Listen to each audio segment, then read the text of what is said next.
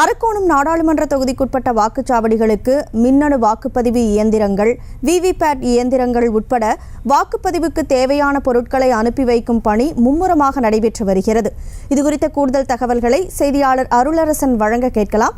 வணக்கம் அருளரசன், எங்கிருந்து இந்த பொருட்கள் அனுப்பி வைக்கும் பணியானது நடைபெறுகிறது? முழு விவரம். வணக்கம்.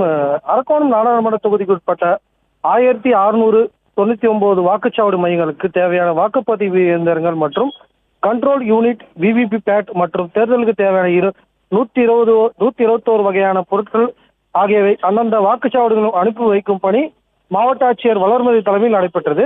தமிழகத்தில் நாடாளுமன்ற தேர்தலை முன்னிட்டு ஒரே கட்டமாக நாளை காலை 7 மணிக்கு தொடங்க இருக்கிறது. இந்த வகையில் அரக்கோணம் நாடாளுமன்ற தொகுதியில் திமுக வேட்பாளர் ஜெகத் ரட்சகன், அதிமுக விஜயன், பாமக வேட்பாளர் வழக்கறிஞர் பாலு, நாம் தமிழர் கட்சி வேட்பாளர் அப்சியா நஸ்ரீன், பகுஜன் சமாஜ் வேட்பாளர் பாண்டியன் மற்றும் சுயேட்சை வேட்பாளர் என 21 வேட்பாளர்கள் களத்தில் உள்ளனர்.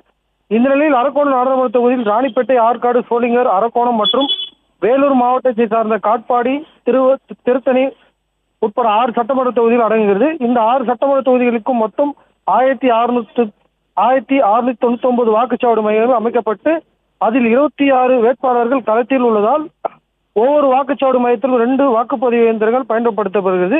குறிப்பாக ஆந்திர மாநில எல்லையான ஒட்டியுள்ள அரக்கோணம், திருத்தணி ஆகிய சட்டமன்ற தொகுதிகள் இருப்பதால் வேட்பாளரின் பெயர்கள் மற்றும் தமிழ் மற்றும் தெலுங்கில் குறிப்பிடப்பட்டுள்ளது. மேலும் கண் பார்வையற்றவர்கள் சுலபமாக சின்னத்தை தேர்வுக்கான வாக்குப்பதிவு இயந்திரத்தின் ஒரே பிரெய்லி முறையில் சின்னங்கள் பெயர் பொருத்தப்பட்டுள்ளன. தேர்தல் நாளில் பயன்படுத்தும் அழியாத மை, பேனா, கவர் உள்ளிட்ட 21 வகையான பொருட்கள் சாக்குப்பையில் இன்று வாலாஜா வட்டாட்சியர் அலுவலகத்திற்கு அந்தந்த வாக்குச்சாவடி மையங்களுக்கு பலத்த போலீஸ் பாதுகாப்புடன் வேனில் அனுப்பி வைக்கும் பணி நடைபெற்று வருகிறது. மேலும் இன்று காலை ராணிப்பேட்டை மற்றும் அரக்கோணம் வருவாய் கோட்டாட்சியர் அலுவலகம், வாலாஜா, ஆற்காடு, சோளிங்கர் ஆகிய தாலுகா அலுவலகங்களிலிருந்து வருவாய்த்துறை அதிகாரிகள் முன்னிலையில் இந்த வாக்கு இயந்திரங்கள் அந்தந்த வாக்குச்சாவடி மையங்களுக்கு அனுப்பி வைக்கும் பணிகள் மும்முரமாக நடைபெற்று வருகிறது.